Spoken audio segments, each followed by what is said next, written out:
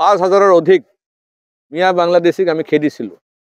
আৰু সেই বাংলাদেশীবিলাক ক'ত আছে এতিয়া মই কালিৰ পৰা বিচাৰিম লাগিলে প্ৰয়োজন পৰে ৰাতি টৰ্চ লাইট লৈ ওলাম আৰু এটাকে বিচাৰিম এই যে নিষিদ্ধ মাংসবিলাক কাটি পেলাই তেওঁলোকে মন্দিৰৰ সন্মুখত পেলাই থৈ যায় পিছত তেওঁলোকৰ মুছলমান মানুহে কয় কি এইটো পাগল আছিল এই পাগলামি কিন্তু আমি এতিয়া বন্ধ কৰি দিম সময় কিন্তু বহুত বেয়া আহি আছে মই গোটেই তেওঁলোকৰ সমাজক ক'ব বিচাৰিছোঁ আপোনালোকে কিন্তু এলাৰ্ট হৈ যাওক লামডিং সমষ্টিৰ অন্তৰ্গত জুটাং বস্তি আজি মই আহিছোঁ আৰু আজিৰ পৰা প্ৰায় 4-5 দিন পূৰ্বে এই দুৰ্গা মণ্ডপৰ সন্মুখতে কোনোবা দুষ্কৃতি আৰু দুষ্কৃতি বুলি ক'লে একদম স্পষ্ট কথা কোনোবা বাংলাদেশী মুছলমানেহে হ'ব তেওঁলোকে মানে নিষিদ্ধ মাংস কাটি পেলাই এই মন্দিৰৰ সন্মুখত পেলাই থৈ গৈছিলে আৰু ইয়াৰ পৰা এটা উত্তপ্ত পৰিস্থিতি ইয়াতে দেখা পাইছিলোঁ আমি মই সেই সময়ত বাহিৰত আছিলোঁ লগে লগে আহিব পৰা নাছিলোঁ কিন্তু প্ৰশাসনৰ লগত কথা পাতিছিলোঁ কিন্তু আমি এইটো এটা কমন ফিচাৰ হৈ গৈছে য'ত য'ত মানে ধৰক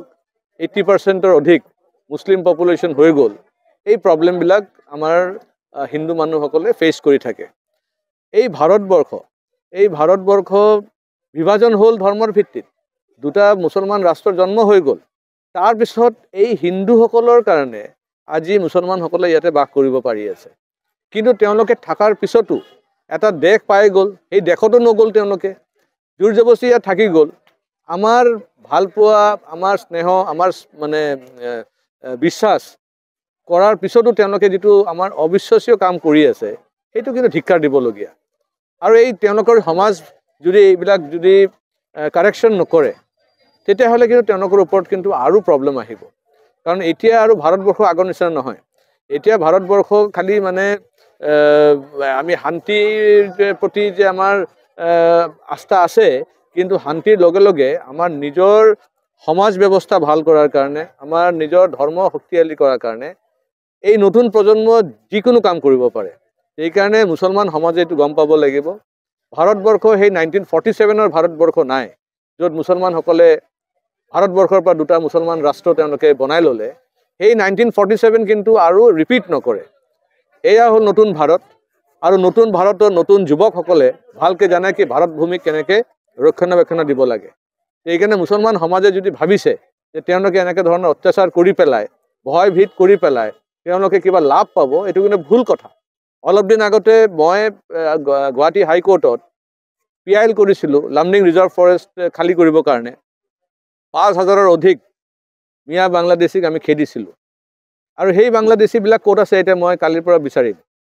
লাগিলে প্ৰয়োজন পৰে ৰাতি টৰ্চ লাইট লৈ ওলাম আৰু এটাকে বিচাৰিম আৰু এই এতিয়া যেতিয়া SR হৈ আছে এই SRৰ পৰা তেওঁলোকৰ নাম কেনেকৈ কৰ্তন কৰিব লাগে সেইখিনি আমি কৰিম আৰু একদম সকীয়াই দিব বিচাৰিছোঁ যে এইবিলাক পাগলামি নচলিব এই যে নিষিদ্ধ মাংসবিলাক কাটি পেলাই তেওঁলোকে মন্দিৰৰ সন্মুখত পেলাই থৈ যায় পিছত তেওঁলোকৰ মুছলমান মানুহে কয় কি এইটো পাগল আছিল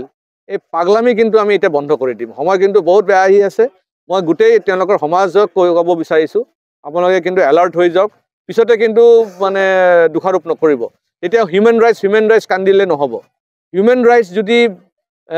মানে ভাইলেশ্যন কৰিব নালাগে তেতিয়াহ'লে আপোনালোকৰ কিন্তু নিজৰ যি মানসিকতা সেইটো পৰিৱৰ্তন কৰক নিজৰ মানসিকতা পৰিৱৰ্তন কৰি বৃহত্তৰ হিন্দু সমাজৰ লগত মিলি পেলাই যদি আপোনালোকে বাস কৰিবলৈ নিশিকে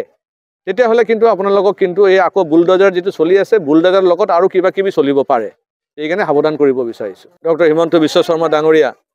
আমাৰ মুখ্যমন্ত্ৰী ডাঙৰীয়াই তেখেতে কি প্ৰকাৰে ইভিকশ্যন কৰাই আছে ফৰেষ্টৰ ৰিজাৰ্ভ ফৰেষ্টৰ মাটি হওক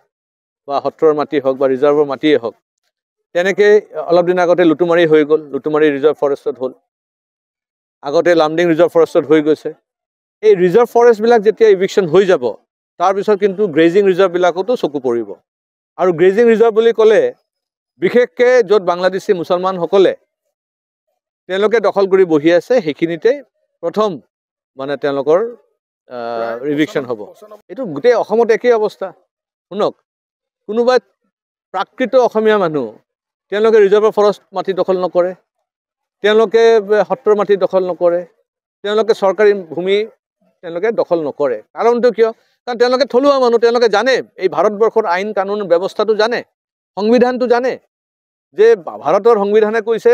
যে আমি মানে চৰকাৰী মাটিত বহিব নোৱাৰোঁ আমি ৰিজাৰ্ভৰ মাটিত বহিব নোৱাৰোঁ আমি ফৰেষ্ট ৰিজাৰ্ভৰ মাটিত বহিব নোৱাৰোঁ কিন্তু বাংলাদেশীবিলাক কেনেকৈ জানিব? তেওঁলোকেতো ভাৰতবৰ্ষৰ সংবিধান নপঢ়ে, তেওঁলোকেতো বাংলাদেশৰ সংবিধান পঢ়ি আহিছে। তো বাংলাদেশৰ সংবিধান আৰু এই